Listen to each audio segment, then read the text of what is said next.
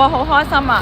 我專程咧就嚟到西環呢一度咧，去買呢一間鋪頭咧嘅手撕雞。佢咧有一個好特別嘅味道，叫藤椒味啊！我咧好中意食藤椒呢個味道，佢又唔辣啦，但係咧又有少少麻麻地嗰個感覺，我好中意呢個 taste 啊！咁所以咧今日咧專程咧我都買翻個咧翻屋企食啊！哇！而且咧，仲有咧，我都買咗個小食咧，都我中意食雞腎嘅，咁所以我都買咗個雞腎。個雞腎咧炆得好腍啦，好入味，而且咧一咬咧就咬得開啦，超讚啦！哇！而家咧我就可以品嚐到呢個藤椒味嘅手撕雞啦，好期待啊！嗱，咁啱啱咧我就試咗咧呢個藤椒味嘅手撕雞啦，嗰個藤椒味咧非常之香，而且又唔會太濃。